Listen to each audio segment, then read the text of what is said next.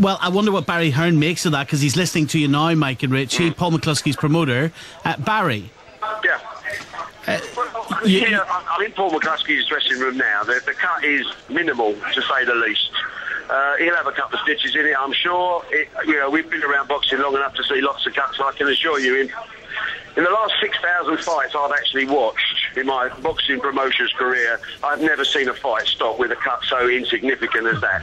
And certainly, without even allowing the corner to work, it's disgraceful. Yeah. Total ineptitude by the referee. I don't know what was going on with the doctor, but frankly, the doctor shouldn't have even been called. There was a few seconds to go before the end of the round, and you have to give a boxer, especially in a world title fight, you have to give them every opportunity. This is a tough game. This is not a game for little boys and girls. This is a man's sport. People get hurt, people get cut. It's a risky business. That's what's involved. But you don't panic. You don't just jump.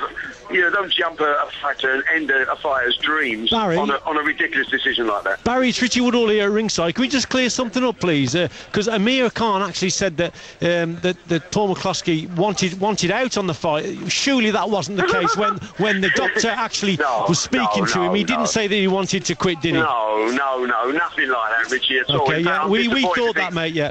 No, I'm disappointed Amir might have even said something like that. I mean, I think Amir's got a great chance to get popular here, because it's easy for him. All he's got to do is put his hands up and say, you're absolutely right, the fight should never have been stopped, let's do it again, and the British people will respond to that. I don't suppose he will for a second, because I think McCloskey was, giving him a decent fight. Yeah. Who's to say what was going to happen? We don't know. We don't know. No one knows that. But we've been robbed. And more importantly, the punters have bought a ticket. The 5,000 Irish people that flew over here and paid their own way. The pay-per-view audience, everyone, Paul McCloskey included, has been robbed of watching how that fight was going to evolve, and that is down to the ineptitude of a very, very poor piece of refereeing. Barry, let me actually let you hear exactly what Amir Khan said after the fight. Here's what he said about Paul. If you look at slow motion, I mean, he says he don't want to continue, and he says that in the fight. A win's a win. People can say what they want. I went in this fight, and I won every round. If the fight was close, like it was 3 or 4 rounds he was winning or I was winning, then fine. But if I was winning every round, what was going to happen next? He was going to get knocked out. So there's it spelled out, Barry. He says that your fighter said he did not want to continue. I got Paul McCloskey with it. He's sitting there with a little tiny mark above his left eye. Did you say at the end of that fight, Paul, that you wanted out and you didn't want to fight on? This is what Amir Khan just said.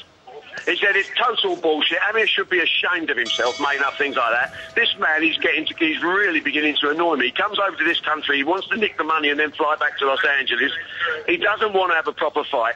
McCloskey would never, ever say anything like that. And if Amir Khan said that, then I'm afraid any respect I have for him is out of the window. Well, there's no doubt he said it, Barry. You've just heard it. No doubt. And I've just said Paul McCloskey. And Paul McCloskey's face, if you saw it, the thought of Paul McCloskey saying something like that is totally alien to Paul. Barry, Paul's from where I live. I live in Northern Ireland most days of the week as well. Could I speak to him? Yeah, certainly. Paul McCloskey's coming over. Hello? Paul, you're live on Radio 5, and I know your emotion's running high. I'd appreciate it if you could watch your language, but I want to play to you, Paul, what Amir Khan said, claimed that you said after the fight. Have a listen to this. If you look at slow motion, I mean, he says he don't want to continue, and he says that in the fight.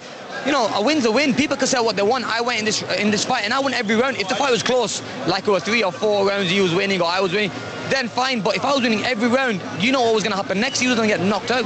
So he's claiming he's claiming it was completely wrecked. He's claiming you backed out, Paul. Well, if you've seen the fight, I think you'll disagree with that. He was actually blowing out his ass after 2 rounds. He was tight making the weight, and he's going to be a pound-for-pound champion very soon. So fair play to him. It's a bit rubbish. Jesus. Paul, I'm stuck towards him on big time. Hi, Paul. This is Steve Bell. Was your tactics to take him into the second half of the round, because you didn't? I mean, you wasn't winning the first 6 rounds. Is that what you wanted to do? I boxed the instructions tonight. John told me to box and move for a few rounds. We were told we had an idea they were going to try and do an early job on us. So John just says go out and box, move, play it cool, and nobody taking any damage early on.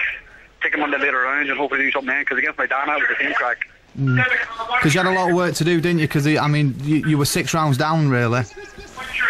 Yeah, thank you, Doc. Thank you. Well, again, he was completely exhausted. I may have been 6 rounds down, but some of them rounds were very close, and he wasn't on one of them clearly. Paul, where that cut is on your eye, you feel that you might have been able to continue, but surely not for much longer had he have landed another punch on where that wound is. Well, here, I'm on here now, and I've got about 3 or 4 stitches on it, and there's nothing wrong with it. So, it should not have been stopped, full stop. Richie Woodall? Well, yeah, I mean, I totally agree that it shouldn't have been stopped. But Paul, just tell me the power of Hearn. Did you find him fast? Did you find him powerful? How did you cope with his power? Fast. He doesn't punch hard at all. Richie, he's quick, and that's all he has. That's all he has. And to be honest, I thought I was making him look silly at times. He was lunging on me with the right hand. He didn't know what way to attack me. Yeah. And that was the plan, was to try and frustrate him, and because Amir is obviously he's a fast boxer and a good boxer, and my plan was to try and frustrate him and make him look silly, and I think I was doing that at times. Yeah, I agree. I thought you were doing that very well at times as well in the centre of the ring. It's just that there wasn't a lot coming back from you, Paul, in the first 6 rounds. You didn't show a lot to actually convince us that you were going to pull one out of the bag, mate. That's how we looked at it from ringside, but tell me different. Well, I was laying him up. He was on and out, but I can only explain to you how I did at the time.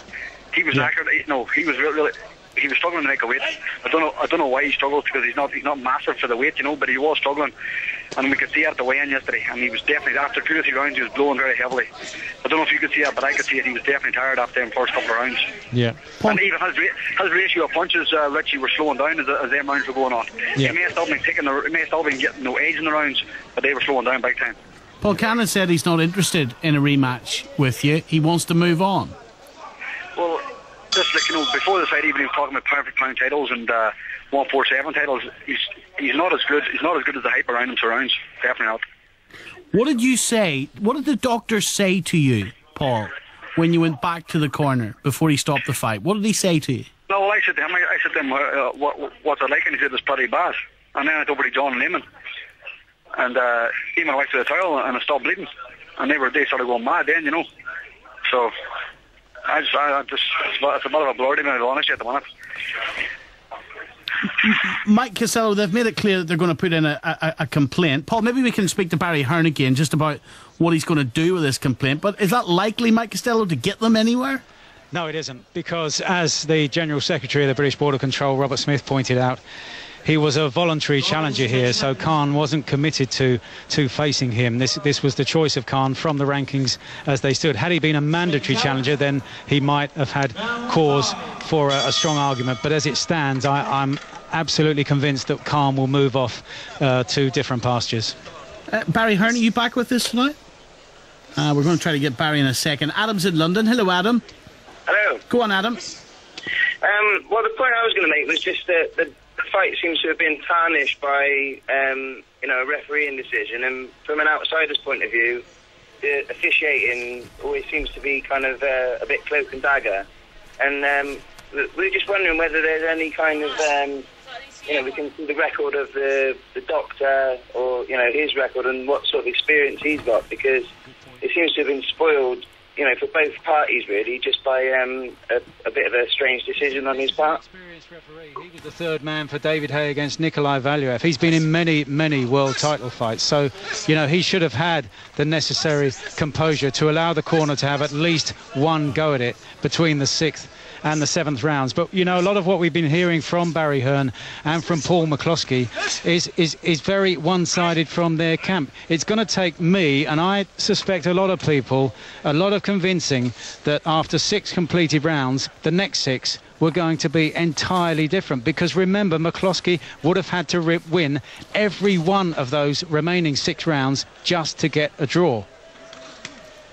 Aside from a knockout, and a lot of fighters have won fights when they've looked like they didn't have a chance in the past.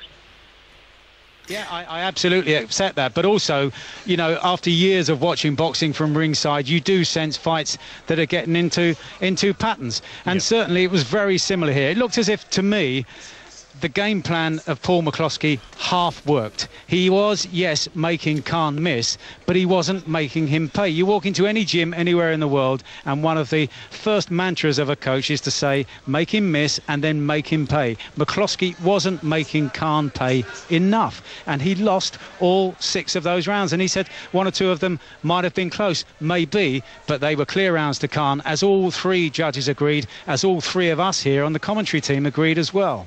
Barry Hearn's back with us again. Barry, we appreciate your time tonight. Khan has made it clear in post-match, post-fight interviews that he's not interested in a rematch, Barry. He says he wants to move on. Well, listen, I can't speak for Amir Khan. If there was any decency in the man, as a boxer, I think he'd look at a fellow boxer and say, it deserves to happen again, but I can't speak for Amir Khan. I mean, I take issue with your point about the 6 rounds went to Amir Khan. Maybe they did, maybe they didn't. It doesn't matter in our opinions. The judges said it did. The fact is, it's a 12-round fight. Paul McCloskey was fighting a 12-round fight, and what he expected to happen after 6 rounds had happened. Now, we'll never know whether his tactics were going to work in the second half of the fight because it was prematurely stopped. The issue now is, OK, Amir Khan says he doesn't want a rematch. Let's see what the British Boxing Board of Control, because I'm sure they'll be 100% on our side. Let's see if the WBA have got the integrity that should be going hand in hand with being a governing body. Let's see if everyone who's got any decency and any common sense says that this inept referee has robbed Paul McCloskey of his dreams. And when you take dreams out of boxing, you destroy boxing, because it's a tough, brutal sport. You have to let the dream survive. That corner should have had a round at least to see if that cut was going to worsen. As it is, Paul McCloskey has had 7 miniature stitches in a very small cut above his nose, which would not have fallen into his eye. There was no blood obscuring his vision, and there is no way possible that anyone with any sense or knowledge of boxing would have stopped that fight. That, my friend, is black and white. And if you got what you wanted, Barry, and if the doctor and indeed the referee were not backed by the authorities, think of the precedent that would set. Surely the doctor has to have the final call on the night. Well, the doctor, the sole arbitrator of a fight is a referee. He can ask the doctor for his. He's not obligated to follow the doctor's instructions, number 1. Number 2 is the referee is the man that decides whether the doctor should be called in. What I'm saying, with just a few seconds to go in the round and a very minor cut, that the doctor was actually irrelevant and shouldn't have even been brought in. Irrespective, you can look at hundreds and hundreds of fights that we've all seen over the last few years with fighters with much, much more severe cuts that have been allowed to box on. And that's called a world title fight. When you're boxing for the world title fight, you're boxing to change your whole life. And frankly, whereas little boys and girls don't like a little bit of blood, boxers prepared to accept that with their life, because that's why they're fighters. They go through that pain barrier. This referee did not allow the corner to do their job and did not allow McCloskey to have a chance to achieve his dreams. That's my complaint. Has the referee spoken to you after the fight? I don't think he'll be speaking to me for some time. I told him he was totally inept and he was a disgrace to boxing. Mike Costello? Sorry? Mike Costello? Well, look, we can't match the emotion of Barry Hearn because he's involved with a man who's been beaten here this evening. But the point where opinion comes into it, I don't think anybody would argue that the corner should have at least been given 1 chance to work on that cut. And nobody would argue with Barry that we've seen worse cuts in many fights. And as I've said, even here in this arena with Ricky Hatton against Vince Phillips, we've seen many, many worse cuts down the years that cornermen have successfully managed to stem the flow of blood on. But where I do differ with Barry Hearn is that the fight would suddenly have changed in the second half of the contest. Yes, I'm aware, as our last caller Adam was saying, fights do change in the second half. Look, Frank Bruno was ahead against Lennox Lewis after 6 rounds and got knocked out in the 7th. Yes, I know that kind of thing happens. Fights change. But for me, there was a sense in this contest that we were going to see more of what we'd already seen. Paul was saying that he felt that Amir was blowing after 2 rounds. Well, towards the end of the 6th round there, when it was stopped, Amir was still punching quickly and he was still punching often, and that's what we have to go on the outside. As I say, Barry, we can't match your emotion, but we do have an opinion, a dispassionate opinion from ringside, albeit close to the ringside. I accept that. I'm going into a press conference now, so let me just leave you with this one thought. It's really academic. It's a smokescreen to say what would have happened in the next 6 rounds, because we'll never know. It's pure conjecture, isn't it? Yeah. Your opinion against my opinion. It really doesn't matter. We come down to the basic point is, should the fight have been stopped, and was it fair that it was stopped? And I think everybody is unanimous, yourself included, this fight should not have been stopped. And that's really the end of the situation and the end of the conversation, isn't it? OK, Barry Hearn, thank you very much indeed.